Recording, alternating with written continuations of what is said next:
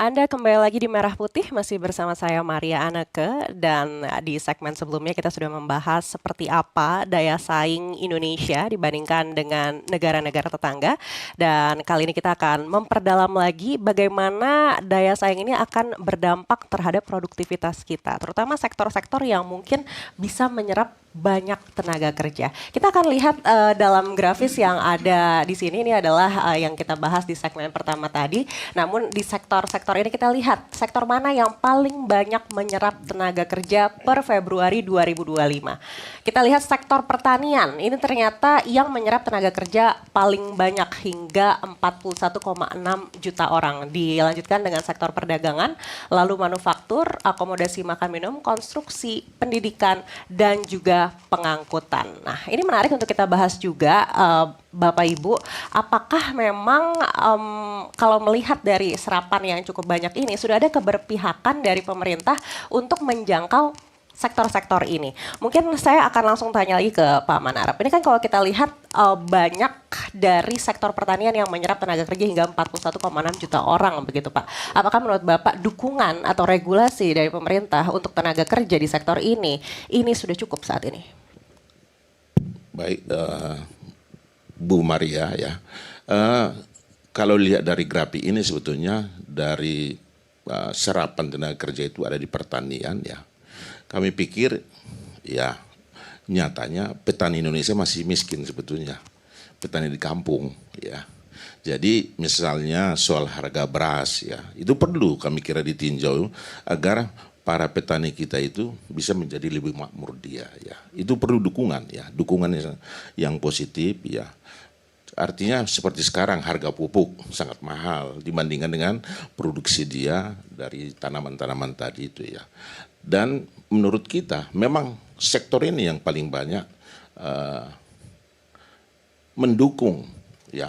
Seperti misalnya industri sawit ya, itu hampir nomor satu terbesar di luar oil and gas dia ya, memberi dukungan terhadap tenaga kerja di Indonesia. Oleh karena itu kami pikir ini sektor-sektor ini, dan sebetulnya bukan hanya di sini aja, perlu juga dukungan bagaimana supaya ini dilakukan, jangan bentuk yang produk biasa aja tapi sudah dalam bentuk hilirisasi dia, barang jadi dia ya, sehingga ini akan menambah dukungan kepada penerimaan dari sektor ini.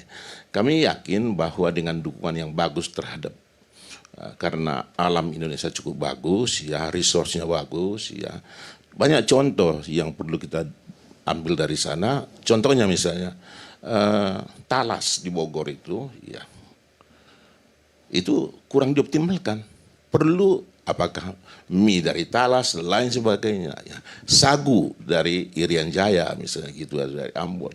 Sekarang ini kami lihat sudah mulai diolah itu menjadi bagian dari mie talas, mie sagu itu kira-kira. Jagung misalnya dari NTT ya. Itu perlu diolah menjadi bagian, karena memang dasarnya kita ini harus masuk ke sana ya untuk mendapatkan persaingan yang bagus dengan mengolah ya, dengan mengolah produk-produk yang ada sumber daya alam kita ya. Karena itu menurut kami memang perlu dukungan yang lebih luas lagi terhadap pertanian ini ya, mengolahnya menjadi lebih barang setengah jadi atau barang jadi ya, supaya bisa meningkatkan daya saing bangsa kita. Baik, artinya hilirisasi di sektor pertanian ini Betul, penting juga untuk kita ya. bisa menambah daya saing kita secara nasional. Misalnya gitu ya. Sawit ya, jangan kita ekspor CPO lagi, harus barang jadi ya. Karena nilai tambah dari hasil dari nilai tambah pengolahan tadi itu berpuluh-puluh kali lipat hasilnya itu, dan itu dibawa ke luar negeri oleh mereka-mereka yang mengolah itu di luar negeri ya. Ini menurut kami sangat penting ini dilakukan ya, hilirisasi produk-produk dalam negeri ini terus kita kembangkan lagi supaya menambah pendapatan di Indonesia ya, membuat masyarakat Indonesia dan daya saing kita menjadi meningkat. Baik, saya beralih ke Bu Lili. Bu Lili, tadi disampaikan Pak Manarap hilirisasi, tapi kita tahu hilirisasi ini kan juga butuh investasi yang tidak sedikit begitu, harus ada transfer teknologi juga. Mungkin dari pengusaha juga banyak yang menimbang-nimbang nih nantinya apakah ini akan memberikan profit juga kalau memang mereka menggelontorkan dana yang cukup besar untuk hilirisasi di produk-produk pertanian tadi. Kalau Ibu memandang seperti apa? Apakah memang ini menjadi kendala utama hilirisasi di bidang pertanian itu tidak bisa maksimal untuk menambah daya saing kita? Sekali lagi saya mau ulang lagi ya, Bu Maria ya. Kalau saya percaya dengan beberapa pandangan kritis ya, yang saya ambil sederhana saja dari Michael Porter, Krugman dengan si Thomas Berger yang baru ya. Jadi menariknya kalau Porter tetap mengatakan firm level yang harus disoroti, tapi Krugman mengatakan hati-hati. Jangan terlalu cepat ya mengagregasi firm itu menjadi kompetitivitas nasional. Tapi Bapak Bergen menyatakan enggak bisalah kita gatuk-gatukan katanya, kita gatukan. Digatukan bagaimana? Ya udah, competitiveness nasional itu bisa kita ukur dari how to sell ya, kita bilang kemampuan ability to sell, ability to attract, ability to adjust katanya bilang. Nah, menariknya kalau kita terpaku pada ukuran-ukuran semacam itu, kita nanti berhentinya pada di situ. Jadi ability to sell, akhirnya apa? Dengan adanya komoditi, kita cepat saja jual kan? Kita seperti itu. Padahal kita tuh bisa saja dengan punya country factor endowments ini, kan kita mengundang mereka sebenarnya untuk datang dan melakukan sesuatu di kita, value added-nya di sini. Nah, tetapi challenge saya terhadap semua yang sekarang lagi selalu viral tentang hilirisasi, ini menjadi menarik Pak Haryadi juga, Pak Manarap ya. Kenapa sih kita tuh selalu berpikir bahwa hilirisasi itu adalah satu-satunya untuk menambah value added? Kenapa kita juga tidak terpikir untuk dari start awal, di hulunisasi misalnya, kita melakukan sesuatu? Kenapa sih kita punya pohon mangga dan kita harus bikin menjadi rujak dan kita ekspor? Ini ininya ya, pembandingannya.